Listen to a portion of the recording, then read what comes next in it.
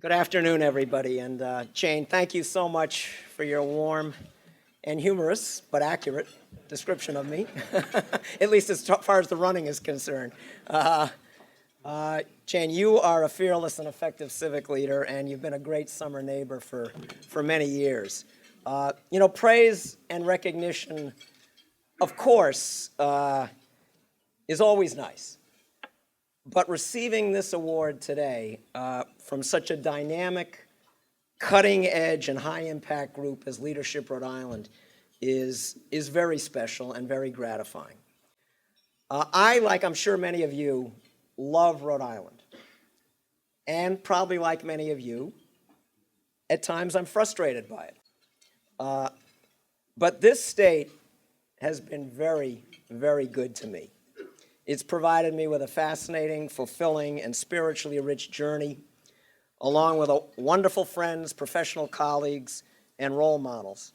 And that's why it's especially heartening to know that Leadership Rhode Island thinks I've paid something back to the state. Now, one of the many strengths of Leadership Rhode Island is its recognition that it not only takes a village to raise a child, but also to nurture and sustain leaders. None of us get an opportunity to exert leadership without a lot of assistance from other folks. But under the dynamic and visionary leadership of Mike Ritz and his crack team, Leadership Rhode Island is supplementing its critical and long-standing mission of training a new generation of leaders by working to elevate Rhode Islanders' collective self-esteem, something that's very much needed, and also to break down such growth-inhibiting barriers among us as geography, race, class, political affiliation, and other artifacts, if you will. These are the kinds of system change efforts that my organization, Grow Smart Rhode Island, also pursues in our own distinctive way, because we believe that they're essential to produce enduring progress and sustainable economic growth for Rhode Island, rather than just narrow advancement in fits and starts. In addition to LRI, I also want to express gratitude today for my outstanding Grow Smart Rhode Island staff, board, and community partners, some of whom are sitting at the table 13 over there. It's a lucky 13 today, though, right? I also want to pay a special tribute to my late incredible parents and role models. Some of you may have had the privilege to know them, Irving and Ruth Wolf. They instilled in me a passion, a real passion, both for community service and for Rhode Island. And finally, a special message of gratitude to my exceptional wife, Joyce Kraybach. She was here earlier. She had to leave for another commitment. She's heard me speak many times, so she knows she's not missing anything. But she's always encouraged me and even pushed me to pursue my dreams, no matter how far that might have led us away from a life of potential leisure and luxury, and it has led us quite a bit away from that. I also want to congratulate all the other impressive award recipients and let you know how pleased I am to be sharing this inspiring and energizing day with each of you. Now, when I have a rare opportunity to address 400 ambitious, influential people, I cannot resist the temptation to expound a little bit on the state of the state and some of my observations about where we need to be going and how we can be even better than we are. So, my main focus for the rest of my remarks today is how can we make Rhode Island an even better place in which to live, work, play, and visit. I want to talk with you briefly about two ways to do this, beyond, of course, continuing to support the cutting-edge efforts of Leadership Rhode Island. One way to strengthen Rhode Island in an enduring way is by recommitting ourselves in these tumultuous times to a brand of leadership that is inclusive, solution-oriented, constructive, and respectful of research and facts. And a second way to move our state forward is to better understand and communicate Rhode Island's strengths, our opportunities, and our recent progress, as well as our continuing challenges. And we've had a lot of eloquent examples of how to do that already today from the governor and Mike and the honorees. Achieving a critical mass of the brand of effective leadership that I've described it's a more important goal, I think, than ever, but it's also in some ways more elusive than ever for a couple of reasons. The destabilizing influences of technological advancement, as wonderful as technological advancement is, it does have some unintended negative consequences. And also, it's more difficult to exert leadership today, at least the kind of leadership I advocate, because polarizing people seems to be a winning political strategy today, both nationally and in many individual states. A stark and stubborn truth, and it's one, unfortunately, that's been borne out through a lot of history, is that appealing to the worst in people is easier than appealing to their best impulses. Now, fortunately, as I see it, this substitution of demagoguery for thoughtful discussion is happening less often in Rhode Island than in many other places, but we still need to be vigilant to prevent ourselves from sliding down this slippery slope. The irony to me of the current political scene is that our civic realm seems to be getting dumbed down even as we grow more technologically sophisticated. It's a little bit counterintuitive.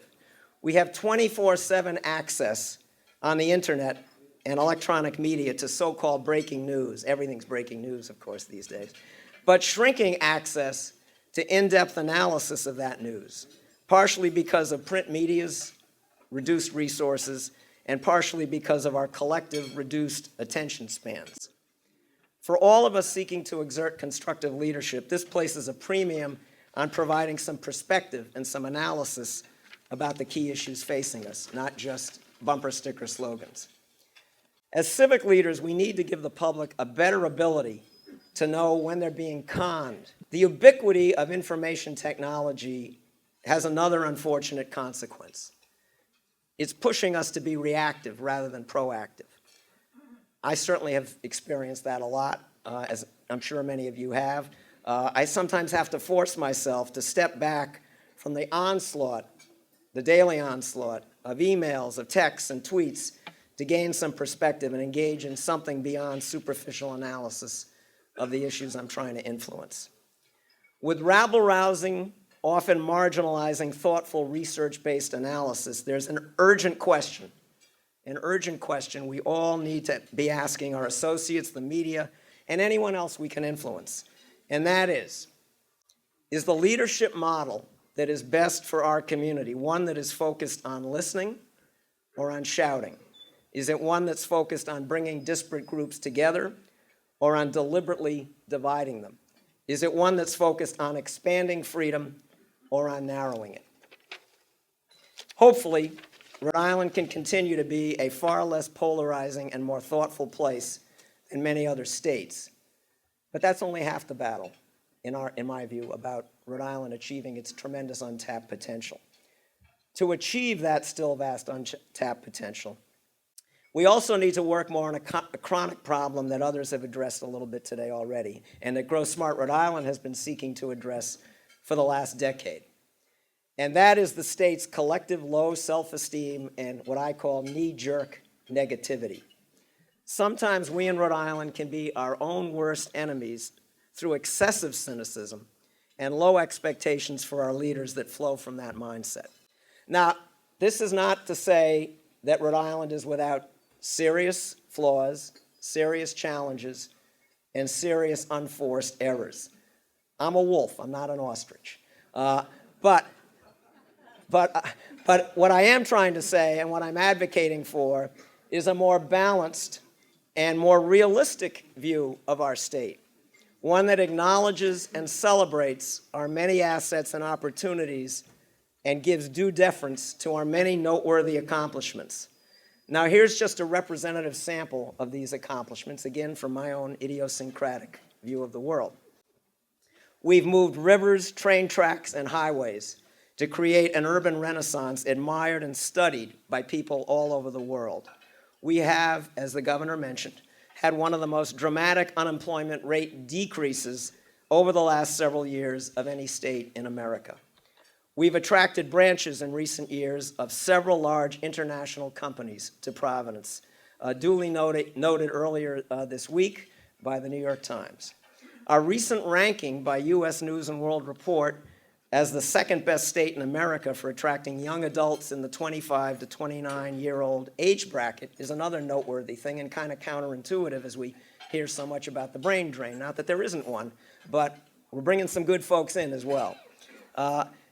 There have been major investments during the past 15 years in preserving and rehabbing our nationally renowned collection of historic buildings and neighborhoods. We've received national accolades for our world-class beauty, food, and art scenes, and for our incredible architecture.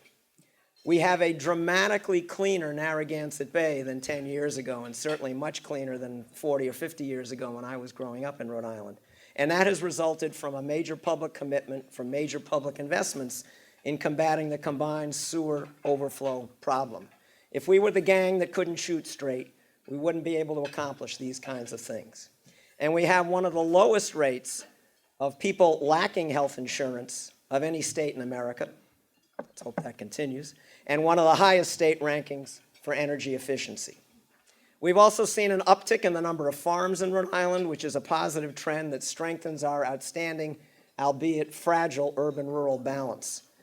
We've seen dramatic recent improvements that Mike and others have already talked about in worker motivation as a result of this great Leadership Rhode Island Gallup partnership.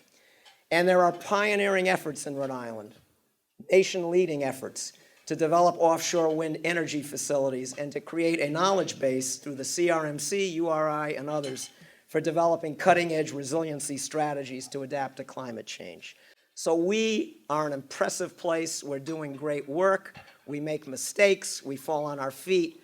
But we cannot let that stand in the way of our being bold and aggressive and confident about the future.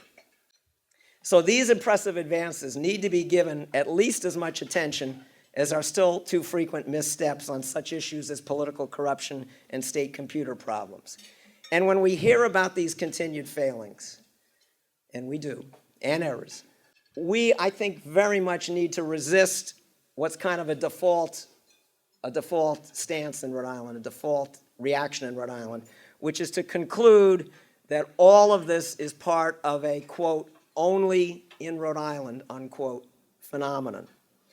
I am here today to make a provocative statement about that. Although Rhode Island is distinctive and beautiful and quirky and intimate and blessedly diverse culturally, geographically, and demographically, we are, please listen to this if nothing else, we are, for the most part, not unique in the problems we have or in our imperfect way sometimes of dealing with them. We don't have a monopoly, for instance, on political corruption, as evidenced by the fact that we didn't even make a list, thank God finally we didn't make a list, compiled by Fortune magazine of the 10 most politically corrupt states in America. And as disturbing and aggravating as Rhode Island's recent problems have been in establishing a new computer system for recipients of government assistance, I recently did a 15-minute Google search, and what did I find? 5 other states with similar problems, almost exactly the same. California, Wisconsin, Tennessee, Louisiana, Illinois. That's not an excuse. That's not a reason to be complacent or to accept these kinds of things, but it's a reason to reject not only the only in Rhode Island notion, but also a very related notion, which I call unique-itis, that afflicts Rhode Island. If we can't move beyond this self-limiting mindset, we could get stuck in a default posture of timidity versus research-based boldness, a posture that will ultimately lock us into mediocrity rather than opening the door to high achievement. We also have to unmask some urban legends that create false challenges and boogeymen and distractions. These legends flourish. They flourish in an atmosphere of knee-jerk negativity and unique-itis. And there are many of them in Rhode Island, far too many, don't worry, for me to chronicle today. I am going to chronicle 2, though, that bother me a lot. 1, and you'll be hearing more about this in the next year or so. 1 urban legend is that Rhode Islanders are overburdened by our sales tax system. The facts produced by RIPEC, not exactly a radical group, in their annual study of how Rhode Island's tax burdens compare to other states, are that Rhode Islanders actually pay less, they actually pay less per capita than the national average in annual sales tax. Now you're scratching your head and say, how can that be? We have such a high sales tax rate. We do. It's one of the highest in the country. But most of the basic staples of everyday life are largely exempted from that sales tax, including much of food and clothing. The aspect of our tax system that does place us as somewhat of a national outlier, if not a New England outlier, is our property tax. That's where we need to have more focus and more public dialogue, as opposed to wasting our time talking about a sales tax that's very much competitive with the nation. The second urban legend that I want to debunk is that we're a welfare magnet because of our allegedly high welfare payment structure. The facts, and they can be painful or confusing, but they're important, don't bear this out. In fact, Rhode Island's monthly welfare cash assistance benefit is the second lowest of the 6 New England states, based on a study compiled recently by the Economic Progress Institute. So at Grow Smart Rhode Island, the organization I've been proud to lead for a number of years, we're urging the state's leaders and citizens not to be diverted and distracted by these urban legends, but instead to concentrate on tackling a number of opportunities we have, including reinvesting in our nationally renowned state historic tax credit program, developing a master plan for a more user-friendly, dynamic, and integrated public transportation system, reforming local zoning rules to make it easier for farmers and forest owners to prosper, and adopting a version of Massachusetts' highly successful MassWorks program that makes competitive grants available to municipalities for infrastructure improvements critical to urban and town center revitalization. And there's one other thing that's very important, I think, that we advocate, that I think Leadership Rhode Island and many of you advocate, and that very important for our state's future, and our competitiveness. That is to embrace newcomers. We need to continue to embrace newcomers, whether they're people from Baltimore or from Bogota, from New York or Nigeria. These folks have the fresh perspectives and the drive we need to grow our population and economy and to keep our state culturally dynamic and on the cutting edge of innovation. So I want to leave you today with a message of hope and a peaceful call to arms. I believe that Rhode Island is turning a corner and moving in a much more positive direction economically and at the neighborhood revitalization level. To accelerate these positive trends, we need to keep identifying and playing to our strengths, as well as having the courage to confront our weaknesses, but to do that without exaggerating them or being paralyzed by them. This is a delicate balance, and it's one that Rhode Island has had a hard time achieving in the recent past. I think we're getting better at it now, and we need to continue to get better at it. I'm convinced that big breakthroughs are within our grasp if we remain committed to this positive course. So let's share with others what we've all experienced through Leadership Rhode Island and through our community work. And that's the pure joy and exhilaration of community leadership and problem solving. And let's use our leadership opportunities and platforms to instill passion, focus, and commitment, but not dogmatism or intransigence. So thank you all very much for believing in Rhode Island and in the value of constructive leadership, and for honoring me today in such a generous and meaningful way. I will always remember this day with great warmth and great gratitude. Thank you all very much.